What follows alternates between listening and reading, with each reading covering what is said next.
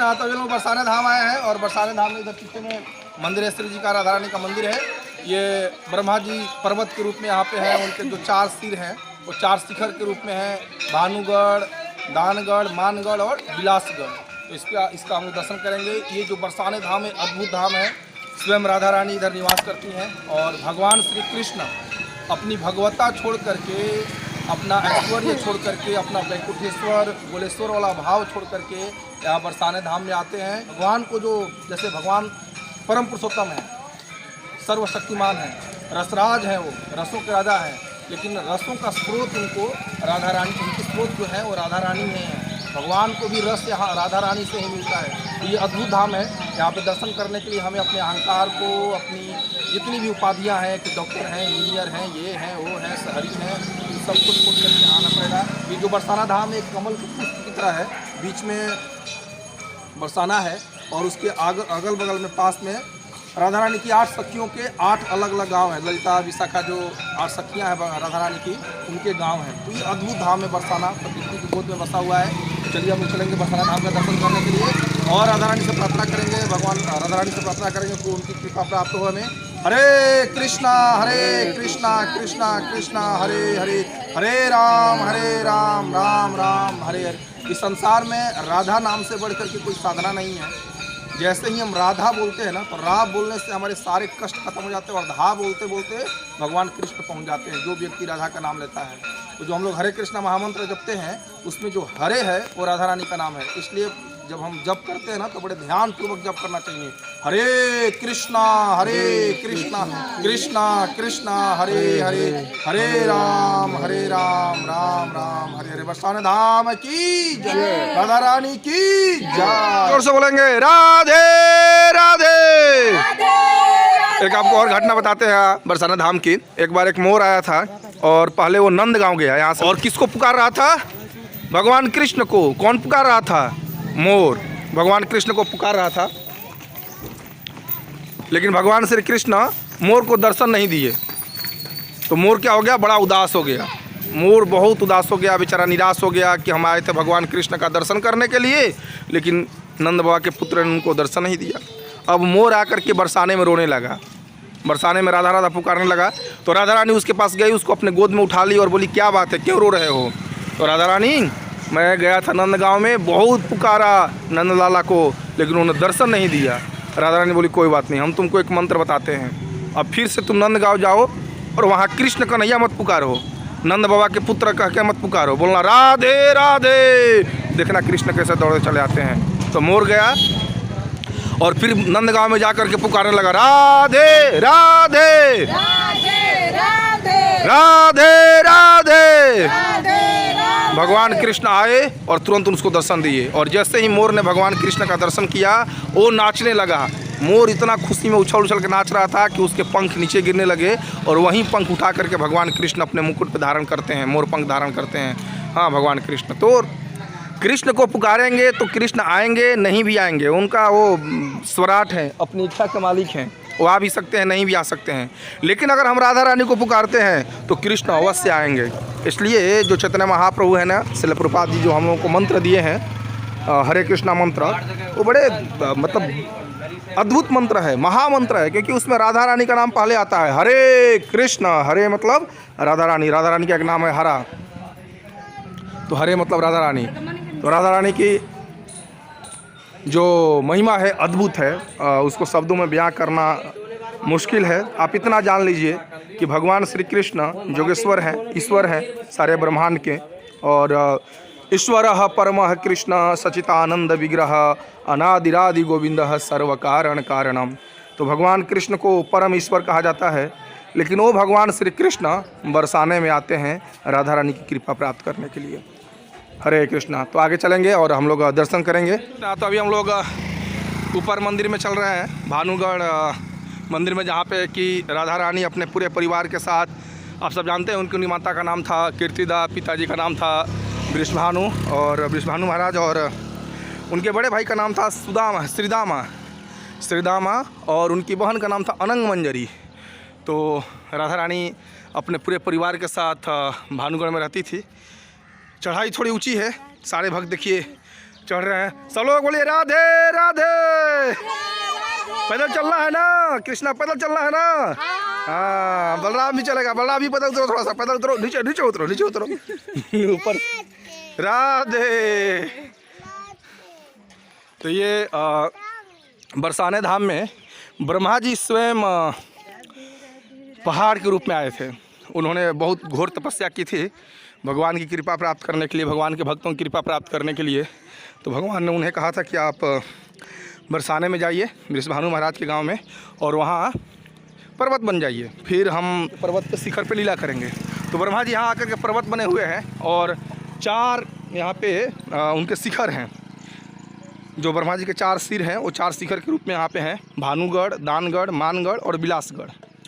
तो अभी हम दर्शन करेंगे। हरे कृष्णा। यहाँ पे पर्वत पे ना ये ब्रह्मा जी हैं। ध्यान सुनिए, जल्दी जल्दी आइए, जल्दी जल्दी जल्दी जल्दी ध्यान सुनिए, आइए फटाफट। तो ब्रह्मा जी हैं। ब्रह्मा जी हम सबके कौन हैं? आचार्य हैं। हम सब किस संप्रदाय से हैं? ब्रह्म संप्रदाय से। किस संप्रदाय से हैं? ब्रह्म संप्रदाय से। बोलो किस संप्रदाय से हो? ब्रह्म संप्रदाय। किसे? तो ब्रह्मा जी हम सब के आचार्य हैं, गुरु हैं, उन पे पैर नहीं रखना चाहिए, इसलिए उनसे क्षमा मांगते हुए हम लोग चढ़ेंगे कि हम लोग, हाँ हम लोग यहाँ पे इंद्रिय तृप्ति करने के लिए नहीं आए हैं। क्या करने के लिए आए हैं? राधा रानी का दर्शन करने के लिए आए हैं, उनकी कृपा की भीख मांगने आए हैं, याचना करने आए हैं। इसलिए हम लोग ब्रह्मा जी से क्षमा मांगते हुए चलेंगे। तो ब्रह्मा जी क्षमा मांगना चाहिए कि ब्रह्मा जी क्षमा कर दें हम सबको। हम लोग उन पर पैर नहीं रखना चाहते हैं, लेकिन राधा रानी का दर्शन करने के लिए पर्वत पर चढ़ रहे हैं। चलिए बोले राधे राधे राधे राधे राधे राधे कृष्णा। तो ये हम लोग अभी जस्ट पहुंचने वाले हैं भानुगढ़ में, राधा रानी के मेन मंदिर में। और ये जो आपको उधर एक और पर्वत की चोटी दिखाई दे रही होगी, और बीच में ये बरसाने गांव है। अद्भुत दृश्य है, पूरी तरह से बहुत ही खूबसूरत दृश्य है, शहर की ज़िंदगी से पूरी तरह से अलग। तो जब भी हमें बरसाने धाम आना चाहिए तो हमें अपना अहंकार, अपनी जितनी भी ईगो है उसको त्याग करके इस बरसाने धाम पे आना चाहिए। और ये स्वयं ब्रह्मा जी इस पर्वत के रूप में यहाँ पे हैं। नंदगांव में नंदीश्वर पर्वत के रूप में स्वयं शिव जी हैं, और गोवर्धन स्वयं भगवान विष्णु जी हैं। इसके पीछे भी अलग से एक इतिहास है।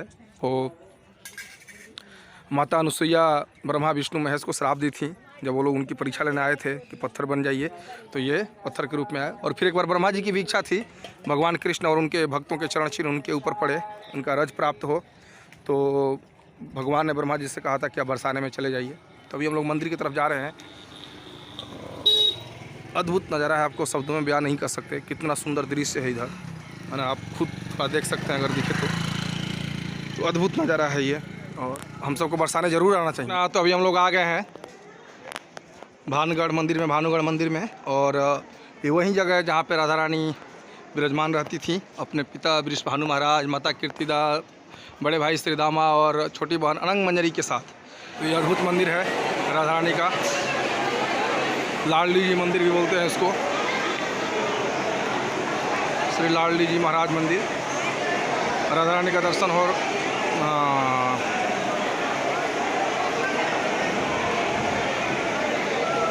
राधा रानी विराजमान है, आने की खूबसूरती दिखाते हैं प्रकृति के।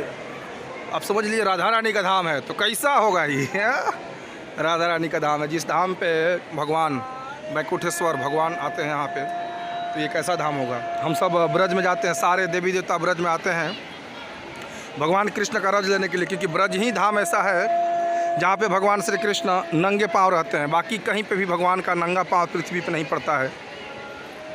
तो ये ब्रज का ही धाम है जहाँ पे भगवान नंगे पाँव घूमते हैं। तो ब्रज में बड़े बड़े देवी देवता, यहाँ तक ब्रह्मा जी, शिव जी, बड़े बड़े देवी देवता आते हैं भगवान का रज लेने के लिए। लेकिन भगवान श्री कृष्ण स्वयं यहाँ आते हैं बरसाने में लाडली जी का रज लेने के लिए, यानी कि राधा रानी के चरणों का धूल लेने के लिए। तो ऐसे भगवान सर्वशक्तिमान ईश्वर हैं, परमेश्वर हैं, लेकिन वो शक्ति कहाँ से लेते हैं? राधा रानी से। भगवान जैसे बंसी बजाते हैं तो भगवान को क्या कहा जाता है? मुरलीधर, यानी कि भगवान बंसी धारण करते हैं और मधुर बंसी बजाते हैं, जिसके पीछे पूरा संसार दीवाना है, पूरा संसार पागल रहता है। गाय, बछड़े, ये सब बंसी की धुन सुन करके मोर ये सब नाचने लगते थे। और भगवान की बंसी अद्भुत है उनकी धुन, लेकिन वो बंसी की धुन उनको बंसी बजाना किसने सिखाई? राधा रानी ने सिखाई। ये सब बड़ी गुह्य लीलाएँ हैं, सब जगह नहीं बताई जाती है, लेकिन इतना आप जान लीजिए कि राधा रानी अद्भुत हैं।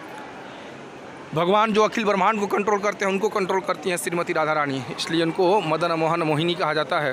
भगवान कृष्ण को मदन मोहन कहा जाता है क्योंकि उन्होंने कामदेव को भी मोहित कर लिया था, लेकिन उनको मोहित करने वाली हैं श्री राधा रानी। तो अगर हमें यहाँ आना चाहिए, राधा रानी से कृपा मांगनी चाहिए, आशीर्वाद मांगना चाहिए। बरसाने धाम में अद्भुत धाम है, अकल्पनीय अद्भुत भगवान राधा रानी का दर्शन है यहाँ पे। हम लोग कौन से गए थे शिखर पे? भानगढ़ पे। कहाँ पे?